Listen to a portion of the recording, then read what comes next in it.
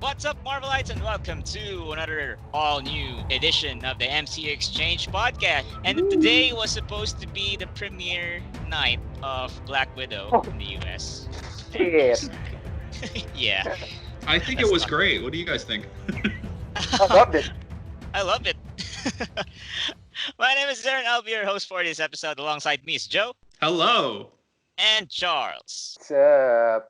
And shout out to our listeners over at Spotify, YouTube, Anchor, Google Podcasts, and Breaker. And also, please do like us on Facebook. That's facebook.com/TheMCUExchange. And also, a huge shout out and a huge thank you to everyone who retweeted and favorited and liked our tweet over at Twitter. It has now gone up.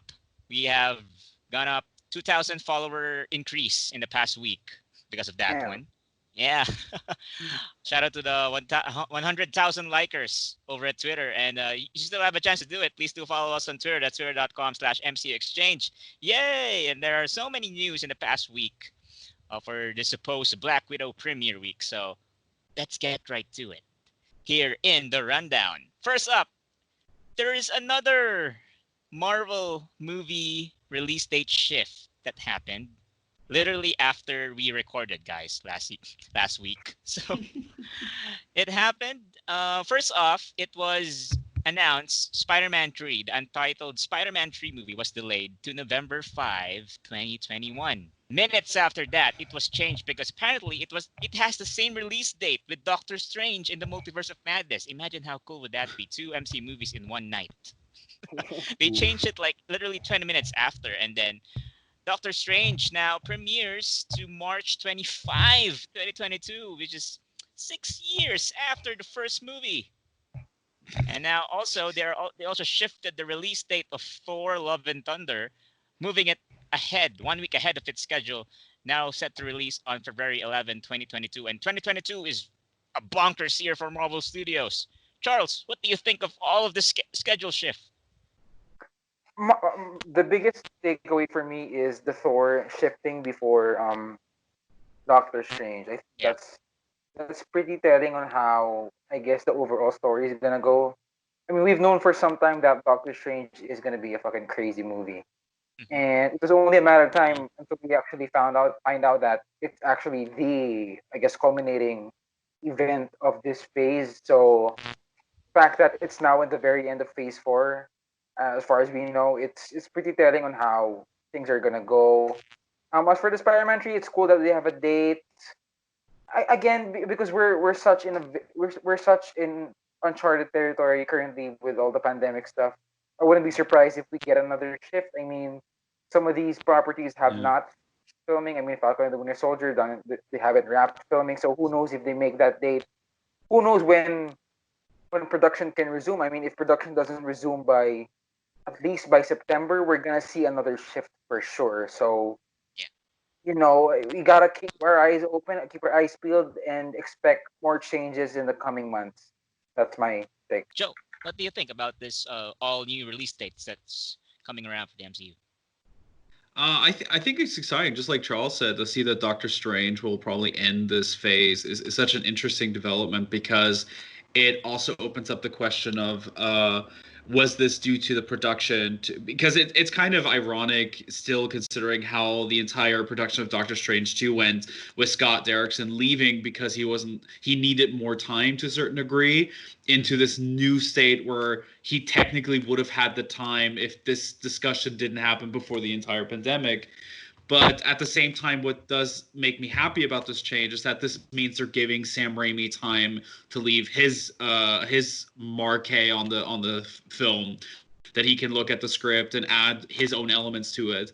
I'm really interested how this plays into the entire timeline because we all guess they had some kind of plan when they first announced it.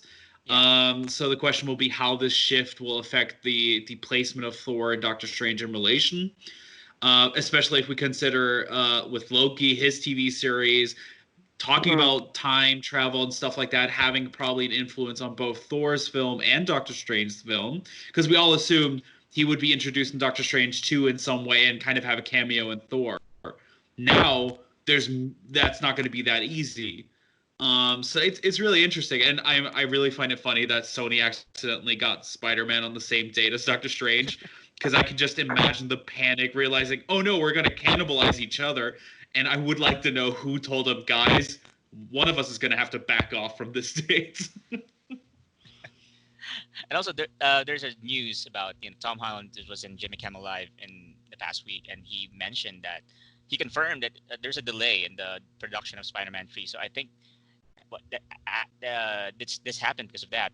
And the thing is, in Phase 4, it's not really it's really a question in everyone's mind if it will be a linear like storytelling, much like the Infinity Saga, because in Infinity Saga, Phase 1, Phase 2, Phase 3, it's linear like. Right? Like it's the end game is like the Avengers films of every phase, and I'm wondering if that's the case for Phase 4, and I guess we'll find out soon. I mean, not soon, in a while. And I think this will not be the first shift. I mean, I think there will be more, and I agree with Charles on that. And they're really in unprecedented territory here, and I guess we'll find out soon. All right, let's move on to the next news. We have a new set footage from Shang-Chi and the Legend of the Ten Rings. And in that set footage, there's a graphic. I mean, I don't know. Is that a graffiti? I haven't seen the video. There's a sign that says Graffiti. 2020. 2020. It's graffiti. It's a graffiti. Yeah, graffiti that has the year 2020. And I don't know if that will be included in the shot or if it will all just be a rumor. But it's pretty telling. If Shang-Chi is set between Avengers Infinity War and Avengers Endgame and within that 5-year gap, it will be a first in the MCU. Right, guys? Joe, what do you think about that? I mean, Charles and I, we already had quite a discussion about this because the thing is, on one side, it doesn't make sense for them to have something in that could potentially sneak into a shot if they change angle or anything. Moreover, you see all the details on adding Chinese symbols throughout the entire shots through graffiti and designs, plus just the way the entire set is built. It looks slightly dystopian or like some bad neighborhood. So it's such a strange thing where it's unsure if this is just something that was there by coincidence. But it feels it would be strange to go into so much detail just in case to risk having the dates in any shot, even if the shot is not planned for that angle. One mistake, one slight change, or anything they did for all the detail to leave that one graffiti there. Plus, it kind of feels in line, but at the same time, it goes, how does it make sense if it's in 2020? Does that mean we're looking at a storyline where a power vacuum is trying to be filled because people vanish? What does this mean for the story? So it's such a strange set piece that gives us so many questions with one single graffiti. Charles, what do you think? Do you think the 5-year time gap is where the time that Mandarin, is becoming a high power? Well, I hope it kind of does, because this gap provides a lot of opportunities for storytelling that we haven't seen yet. We haven't seen the MCU, what the MCU really is like in those 5 years. We just see Cap in his therapy session with all those survivors, and that's pretty much the extent of what we see.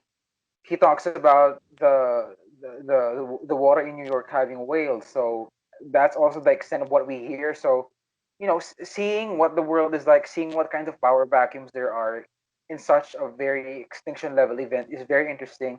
I wouldn't be surprised if they managed to tie it in with the Mandarin's rise to power, like Joe said. I mean, someone definitely, when something like that happens, someone's gonna try to get everything for himself. Like, we got a bit of a tease of it when Ronin sort of goes to Japan and he kills all those Yakuzas. So clearly, even though 50% of the population has died, criminal groups still exist, criminal operations are still happening. So we know that's still a thing. So it's something that they could tie in together. But yeah, we and Joe deliberated on this very heavily. We didn't know whether to run it because on one hand, the 2020 graffiti is in a very dark part of the set. The light isn't even pointing towards it. It's pointed toward the other Chinese symbols and graffiti on the wall. So that could very well be a literal graffiti on the street, and they just happen to be there. But at the same time, I mean, South Wales seems like a very upscale city. To me, at least, it seems very. It doesn't seem like a city that would have just like shitty vandalism everywhere. It seems very upscale to me. I might be very wrong on that.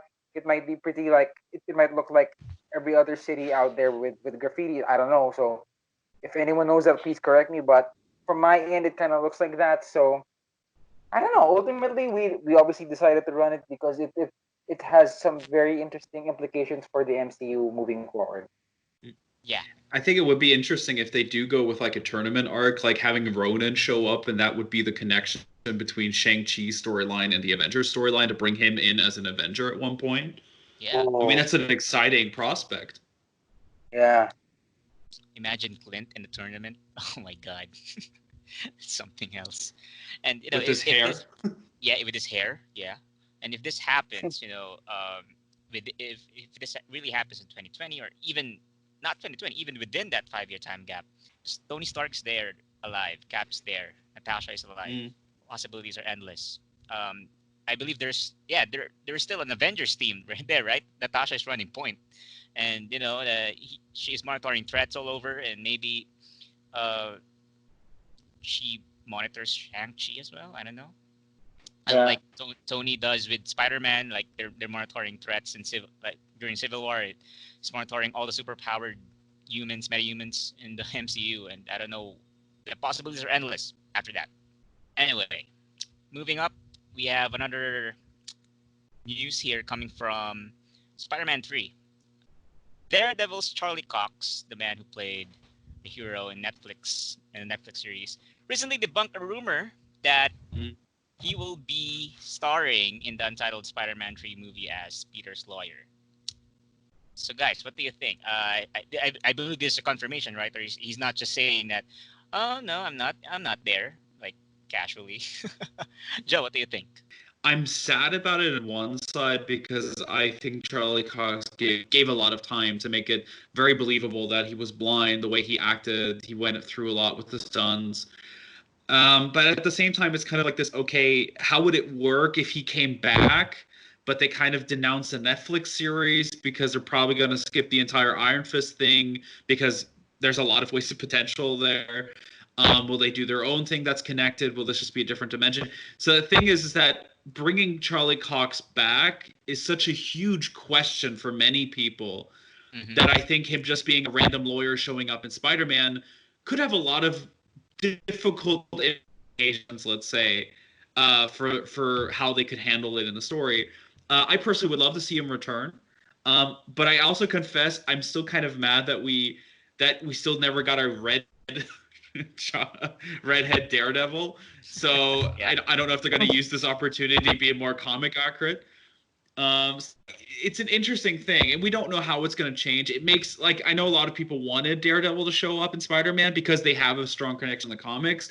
But if Yeah. we're talking about lawyer characters, if they're going to set up She-Hulk, that is the more obvious choice to build up a connection rather than build a connection to a show they Uh-huh. pretty much are denouncing or can't use until for another 2 years or a year. Charles, Daredevil in Spider-Man 3 debunked. well, to me, it doesn't come as a surprise because there's no way in fucking hell Disney is gonna use an actor cast by Netflix, an actor who's gonna be in a Daredevil Netflix show for all eternity. They're not gonna get a guy who stars in that. That would obviously, when you see Charlie Cox on Spider-Man 3, after you watch that movie, you're gonna want to see more Charlie Cox as Daredevil. Where else are you gonna find it other than Netflix?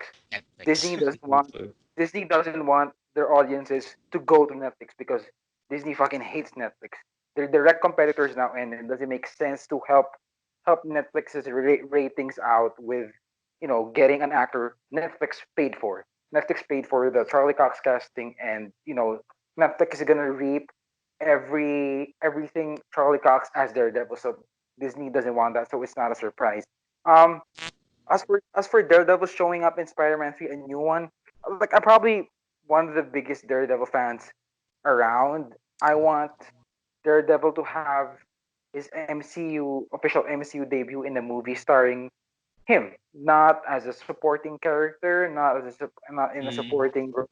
I want Yeah. him to have sort of, I want him to be sort of redeemed on the big screen. Not that he needs redeeming because the Netflix shows were by and large pretty good, but you know, if Daredevil is gonna be in the MCU in the films, just give him his own movie. Don't let him be a supporting character. I definitely. think uh, I think Joe is right that uh, you might as well do She-Hulk because you are introducing She-Hulk, and by the time you know Spider-Man 3 comes out, She-Hulk would be, I think, in production or at least might have wrapped production. So story-wise, maybe they can connect something there, but overall, Charlie Cox not being in talks to join Spider-Man 3, not surprising at all for me.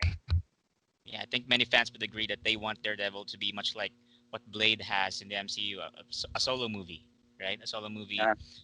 that Yeah. that can have that sort of redemption in the big screen rather than in a big Netflix series. Let's find out. Yeah, I agree with you guys that She-Hulk is the most obvious choice for the lawyer part, if ever that will happen in Spider-Man 3.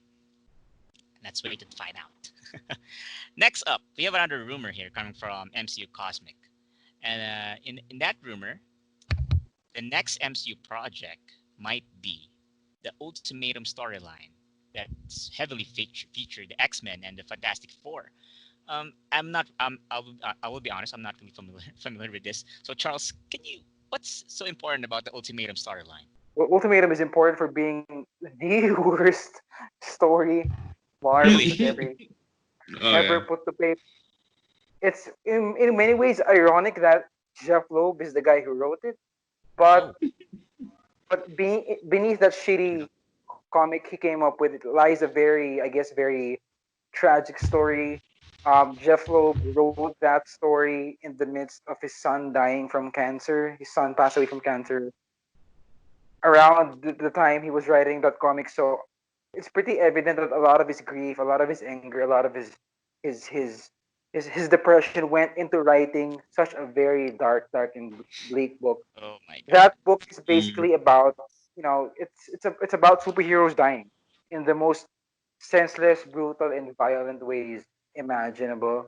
Spoiler alert: Cyclops gets killed. He gets shot in the head by Quicksilver. Magneto dies. The Wasp gets eaten by the Blob. Shit like that. Yeah. Daredevil, Daredevil fucking drowns in the tsunami that hits New York. It's a lot of deaths, a lot of fucking. It's like what movie is that? It's like 2012. It's like a disaster movie, but the superheroes, except the superheroes, are the ones dying, and they're pretty Oh my much God. helpless in saving the world. And I honestly don't know how this could be tweaked in the MCU. Like I mentioned on Twitter, for me, there's no redeeming aspect to the story. Not even like Mm. there's a Spider-Man moment here that happens way after the comic. It's like a tie-in comic. It basically shows Jonah Jameson witnessing Peter Parker save all these heroes during a tsunami. And that's where sort of Jonah sort of changes his tune on Spider-Man. He realized that Spider-Man is a good guy. There's a tsunami in New York, and here's this kid trying to save everyone. That's sort of the redeeming aspect in this story. But then again, it's not even a part of the Ultimatum story technically. It happens in another comic. So to me, I think they should pass on this. Again, I can't imagine them finding a way to make this work. Um, the premise of the comic, sorry, I forgot to mention. The premise of the comic is Wanda gets killed, Ugh. and Magneto finds a way to get revenge on Earth. So basically fucks the Earth's magnetic pole up. He gets Thor's hammer, uses his power of magnetism to use Thor's hammer, shit like that. And again, doesn't seem like something that could work. I don't know why Kevin Feige would want something like this in the MCU, something so dark and senseless. And yeah, I'm really banking on this not being true because I really really don't want to fucking Uh, see this on.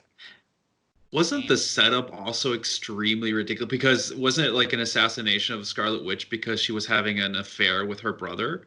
If I Yeah, remember something correctly, it like was everything around it was just Oh absurd to man. the 10th degree.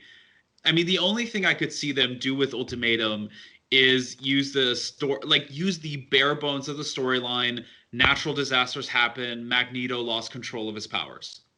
If they don't want to turn him completely evil, because Magneto's always that character, they kind of shred the, oh, he's bad, he's good, except for the Ultimate Universe where he was just extremely evil. Mm-hmm. And I could only see it work if they're trying to make a message of a worldwide event and heroes saving people worldwide. But the problem is, how do you turn that into a film? That is such I mean, I doubt Roland Emmerich is going to show up at Marvel and say, I have the perfect idea for you. He's been very vocal about hating superhero films. But I think a disaster movie could be an interesting concept, because it is something that the Avengers haven't really faced as a natural disaster. What do you do when there's no villain? Similar to a part of the concept of what happens in Endgame is like, how do you fix something you can't fix? Right. But just not Ultimatum. Just avoid that. The whole Blob eats the Wasp thing was already at the edge. The setup was weird. It was kind of, it felt like we knew that they were slowly trying to end the Ultimate Universe, and it did delay it for a little bit, but it was so out there that it's really difficult, and I doubt Disney would want that as a film. I think they would be, hey, wait, we don't want to scare everyone off from heroes. If I remember the pacing of this comic, I remember that lots of natural disasters happen. The Avengers don't know what the fuck's happening, and then the twist is, oh shit, it's Nito doing it. I guess when you think about it, if they want to say set Doom up, Doctor Doom as a major big bad, I guess you could sort of give that to him. The only problem with having a disaster movie is that you can't have a disaster movie and not have some people die, and you could sort of say, oh, they fucking killed billions in Endgame. Yeah, but those weren't necessarily gruesome deaths. They just sort of just disappeared. So, I guess the humanity is still sort of intact in people fading away, as opposed to someone getting fucking eaten by the blob. Yeah. As opposed to someone fucking drowning in a tsunami. It's like, if Marvel's gonna do this, then a tsunami hits New York, the Avengers are gonna fucking save everyone. Like, thousands are gonna die. They're gonna have to address the people dying. They're gonna have to address that, oh shit, this villain did this. They're gonna have to make him pay. There's no way there's no way that's gonna be fixed. There's no way that's gonna be like a lighthearted sort of thing. I can't imagine finding the humor in sort of that aspect. Like, what kind of humor could you have in a scenario where everyone's just dead and you can't reverse it? It's not reversible. It's not something you could travel back in time and get all the stones and snap your finger. It's not like that. It's a totally different case. So, yeah, this is fucking insane. Like, no way this shit is gonna work ever on screen. It's really dark. I am not really familiar with the comics, so I have no comment on it. So, well, just hearing it from you guys, it's really dark, and I don't think Feige and Disney wants this, in the future. Well, good thing it's just a rumor, it's not a confirmation. So there's that. All right. Sure. Let's move on to the next and last news in the rundown. We finally have a final trailer for Agents of S.H.I.E.L.D. for all those Agents of S.H.I.E.L.D. fans out there. Yay! So, in that trailer, one notable line from Agent Coulson, who's now apparently resurrected for the nth time, was he said that in order to save S.H.I.E.L.D., you need to save Hydra, which is a very, very, very, very interesting dynamic. Joe, what do you think about them saving Hydra in order to save S.H.I.E.L.D.? I think it's a fitting storyline for the last season, because I'll be honest, as much as I like I really love the show, and I've been a watcher since the first episodes aired. I still think the last season was so removed from what S.H.I.E.L.D. was all about that this feels like a nice return to form. Because let's be honest, one of the big things about S.H.I.E.L.D. is that they have this relationship with Hydra, which was one of the highlights in the first and second season. And I think also for a lot of people saved the first season from its more Monster of the Week storyline element that it had to give it to pretty much become the show it is now. I think it's a fun irony they can play around with. The only thing for me is that we don't know if what TV trailers normally do is that they don't showcase the entire season. Yes.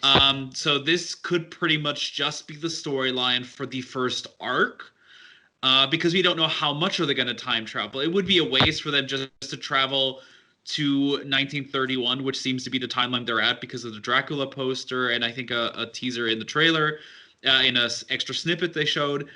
But it would be a waste to have time travel and just go to that timeline. But it also opens up the questions. We know how time travel works in the MCU, so this just kind of splinters off into different dimensions and doesn't directly affect their time travel. So I have to be honest, I'm kind of questioning the point of what they're trying to achieve. Is this something that should affect the future, which makes no sense given that they can't change the past in their own original timeline? Or is it something they have to fix that is currently happening that is probably changing the timeline because the Chronicons are invading history as well? So I think there's a lot of potential to do with it, but I know that it's going to be really confusing. That's what I'm expecting. Yes. But I'm kind of excited to see the return of Hydra, especially with characters that could return from past seasons. Like Zola could return because it's technically a timeline where he's still alive. And also a character from season 2 who pretty much was confirmed to live forever because he kept rejuvenating his youth. Who I hope to see back, and whose name I for some reason can't remember. I can't remember his name, but ironically the only reason I remember his character is because he said he's from Austria, and I was like, hey, they mentioned Austria in a Marvel show. But I just think there's a lot of potential here, especially with bringing back Hydra. It's just really hard for me to get a feeling for what does this mean for Agents of S.H.I.E.L.D. as a show and their placement within the already convoluted MCU timeline or disjointed aspect of the MCU TV timeline, let's say. Yeah, it will be Agents of S.H.I.E.L.D. season 7 will be Agents of S.H.I.E.L.D.'s greatest hits, much like what Endgame did. So they will feature a plethora of returning characters that you will really not expect. They will have a lot of guest appearance in every episode. That's my prediction, because this will be only a shortened season, right? I wonder how they will address that. I wonder if the Chronicons will be the only villain in this.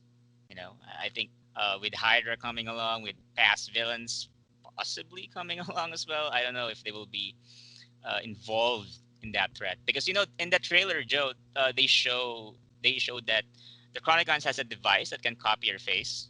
So oh, what a nightmare.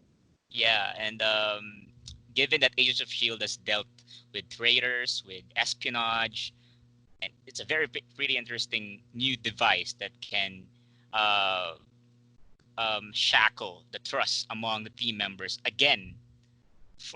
It's been happening every season, Last season it happened with a villain, forgot her name, but and now in season 7 you have that device, and it presents. It's like sort of that they're MacGuffin now in the first first few episodes, not entirely in the whole season, but in the first few episodes, and I wonder how will they use it, because this Chronicon storyline I was not really a fan of this Chronicon storyline back in season 6, and now they made it a major one in season 7. So I'll try to love that as the season goes by.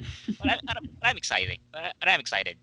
Joe, what do you think is another timeline that they will visit aside from 1931? That was one thing I was wondering about, because we technically already had time travel with the future. So could they try to go back to where they were in the future? Maybe they're gonna connect it, do a Back to the Future Part 2, where it's going back where they were already in the future, this to help themselves survive or something. The question is, for me, is I always have the end game logic of time travel in the back of my mind, which makes this entire thing how will this work? How does this matter? Yeah. But I kind of, what I'm hoping to see is that I kind of have the feeling we're going to see the return of Grant Ward, because he just always returns at some point throughout this show. Love that. Great character, but it became kind of a meme that he kept returning. And then they had an actor called Jeff Ward come into the season after he was gone, so that was kind of ironic that a Ward's already around. I think the thing is that if they do, so it's going to be like 12 or 13 episodes. So I'll see. I have a feeling we'll have like a 3-arc structure. So we have back in the 1930s, 1920s timeline. So post World War II. By the way, a character's name was Daniel Whitehall. Now I remember. Oh yeah, Daniel Whitehall. I could see them try to go. Like, this is the thing for me, is this could also fix the missing year of why the snap didn't happen. Mm-hmm. So I would want them to go back to that time. Yeah, they can go to that time and kind of explain why they survived in their timeline or how they were affected, because they kind of glossed over it in, I have to be honest, the worst way possible. But just ignoring one of the most important aspects of the MCU timeline. I kind of would also be excited for them to visit, even go further into the past.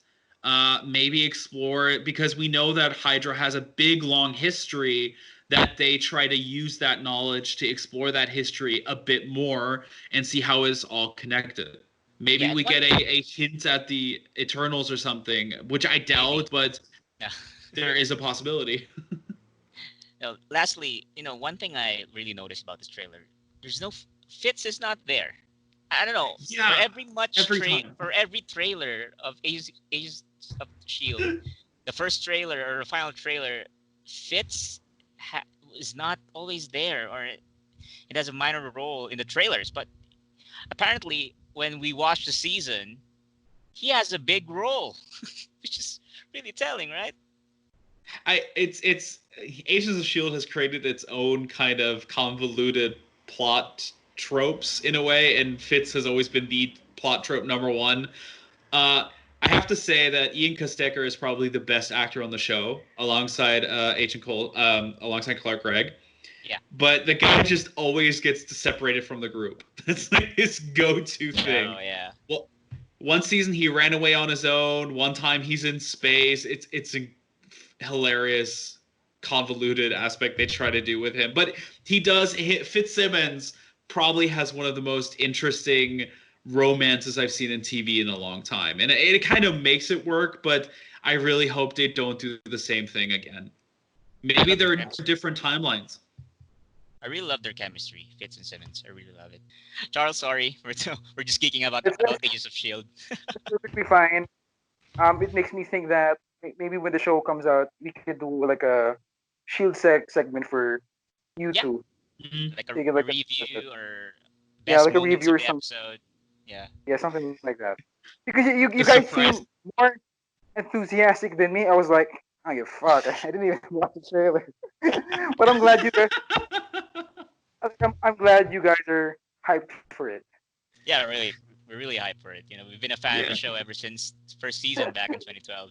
Now let's move on to the exchange. That's the rundown. We're now moving on to the exchange. And our topic for the exchange for this week is what are the MCU's worst post or mid-credit scene?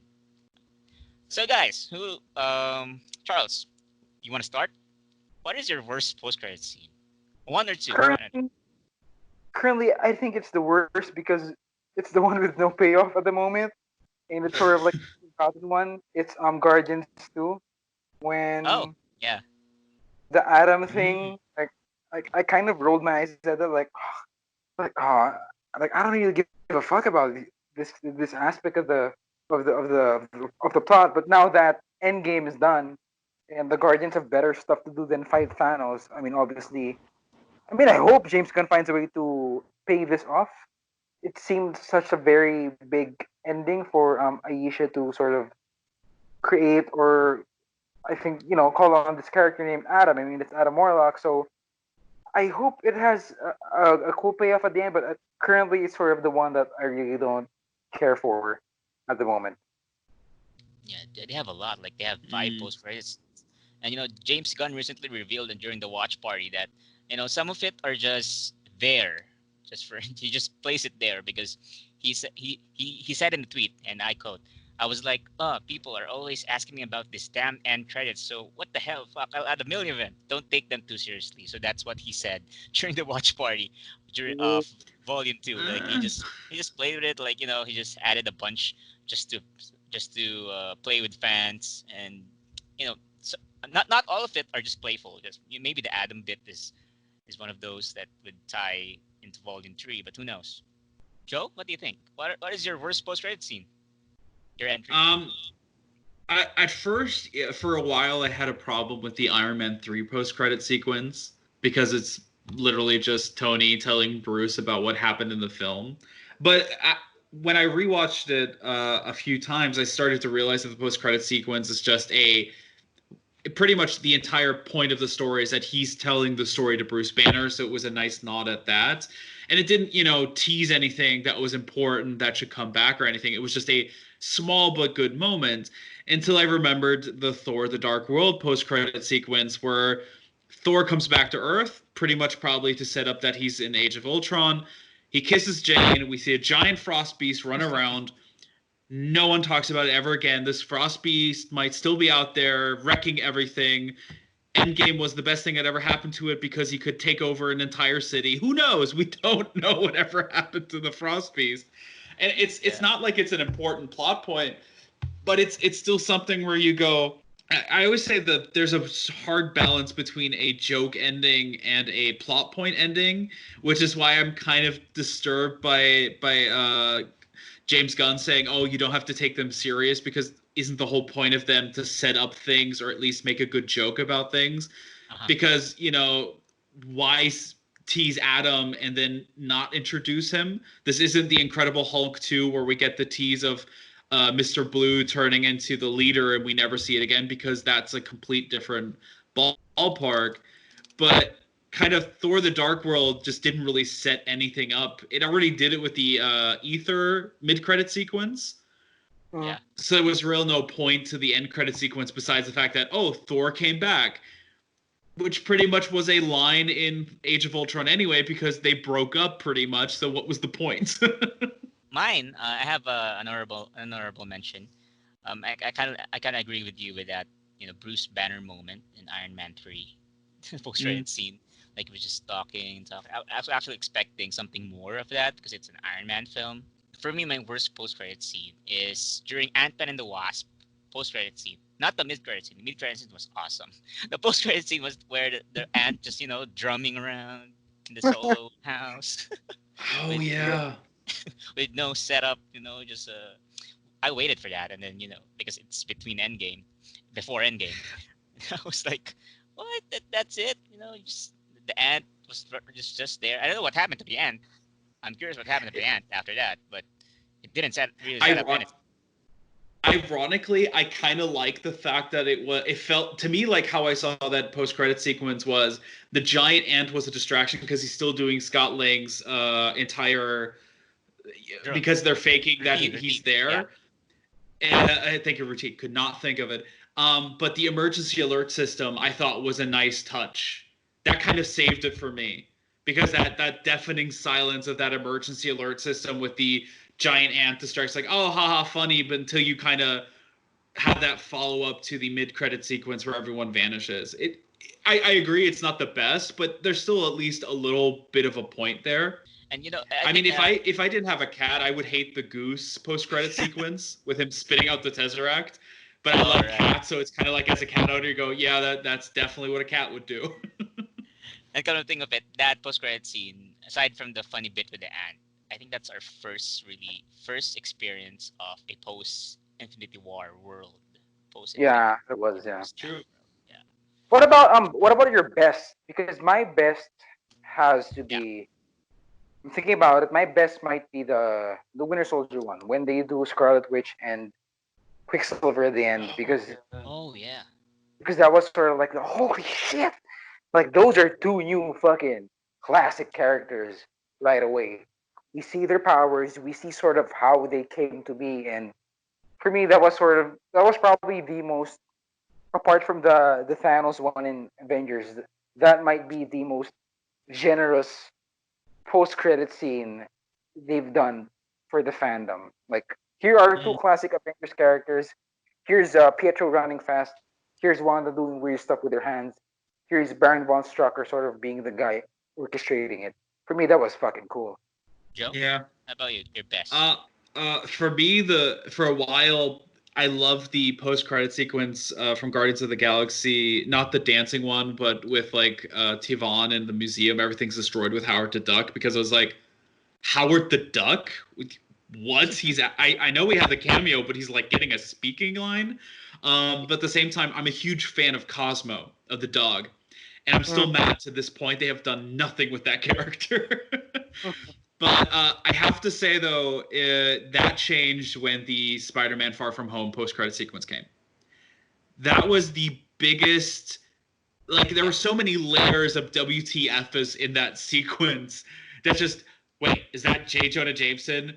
But it's J.K. Simmons again? Wait, what do you mean Quentin Beck sent a message? What do you mean everyone knows who Spider-Man is now? Like, that had so many layers of setup, Easter egg payoff. That really, to me, became one of the best post-credit, mid-credit sequences. For me, I think I have two candidates here, and it's I'm gonna be so biased here. I don't care. One of the best for me is Nick Fury getting dusted and then contacting Captain Marvel. Mother. Infinity War, because Infinity War was just True. was such a heavy movie, and then you need that hope, you need that kind of hopeful ending that came in the post-credit scene with that Captain Marvel logo in that pager. You ask a lot of questions, and she's coming, but how? And that for me is one of the best for me. And another one would be the post-credit scene in Avengers 1 with Thanos. That was Oh really yeah. that was really Mm. an awesome setup. That gave me chills, and they're doing the Infinity Gauntlet storyline. That's the first sign. That's the first confirmation that sent fans into the frenzy. Like the several speculations were there, several fan theories, and how will they do it? How will they do it? And I love the setup. I remember that moment vividly because I was the only one in the theater who knew who he was. Really? So I was the only guy going, "What the?" And everything was silent. I was like, "Oh, I gotta be quiet here." Charles, what was your reaction during that moment? Thanos setting up, Infinity Oh Gauntlet. shit! I stood up from my chair because I was watching with my cousin and my dad. The three of us are big comic fans. So as soon as we saw those hands in the armrest of the chair and standing, we fucking immediately knew who it was and what it meant. So we were like, "Oh, what the fuck? Whoa, what is Thanos here? Are they really gonna do this?" And lo and behold, we're here 8 years later talking about it. Crazy. Yeah, and the line to challenge them is to court death. Yeah. Even though death really didn't really pop up in Infinity War and Endgame, but that's wow. Well, he had he cleaned his skin a bit too, so it wasn't as purple. He went through some changes. Yeah, it's a different actor back then. Yeah. It's not Josh Brolin, but even imagine if Josh Brolin was there. Wow, CGI for that. Mm. And there's also that post-credit scene in Captain America: The First Avenger that it's not really a post-credit scene, but it's rather a trailer for the first Avengers movie. That Oh was yeah. wow. That was weird because the him waking up in New York in present day wasn't a post credit scene, right? It was just sort Yes. of the epilogue of the movie. So Yeah. it doesn't necessarily count because I think because post credit scenes weren't a common thing among audiences, they couldn't afford to put such an important plot point at the end of the credits. So I guess I get it, Mm. but yeah, the ending of the post credit scene, quote unquote, of the first Avenger is early trailer for the Avengers. So there was that. Yeah, and because of that post-credit scene, before Endgame was shown to theaters worldwide, fans are theorizing that what if Marvel showed the trailer at the end of Captain Marvel? I Oh mean, yeah. before the December premiere, it premiered in December, but fans are theorizing way before. What if they showed a trailer or even the title of Avengers of Avengers 4, not yet Endgame then, at the tail end of either Ant-Man and the Wasp or Captain Marvel. That's the running theory back then. There's so many running theories before Endgame premiered. There's a lot. Even though we ironically did get a sequence from it, which wasn't in... That surprised me, because we did have an Avengers Endgame sequence that wasn't in the actual film. So that actually was a mid part of the film, because normally they always showcase, like I think in Ant-Man, they had the sequence from the Winter Soldier as a teaser in the film for Civil War. And that was surprising, because I expected the Captain Marvel sequence, post-credit sequence, it to be an Endgame. It was more surprised it wasn't. Yeah, I'm surprised. I'm expecting that scene to be like in the mid, but when Captain Marvel showed up saving Tony Stark, then I knew then that it will not be included in the film. Rocket tracked the Benatar, by the way, guys. Russo Brothers revealed in that watch party. There's so many reveals during that watch party about Endgame. Those are the best and the worst MCU post-credit scene. How about you guys? What are your best and worst MCU post-credit scene? Please do like us on Facebook and follow us on Twitter, and you can send it there. And also, shout out to our listeners over at Spotify, over at YouTube, over at Anchor, at Breaker. Thank you guys for listening to our podcast. It's been really a pleasure for delivering the goods, delivering the news, and delivering our exchange to you guys in the past few months. It's episode 16. You can follow me on Twitter. My Twitter is twitter.com/AaronChino. That's AeronChino. You can also follow Charles on Twitter. You can follow me on Twitter at CFS Villanueva. And also follow Joe. I'm at that Albel, THATABERL. Also wishing Joe a happy birthday. Happy birthday, Joe! Thank you. So, by the time this episode comes out next week, Joe will have gotten a year older. Yeah. So there's And I feel it in my back. Thanks, guys. I hope you guys are staying safe. Well, please, if you have any more suggestions, please do send it over our social media pages. Stay safe, everyone. And this has been the MC Exchange Podcast. Bye. Until next time.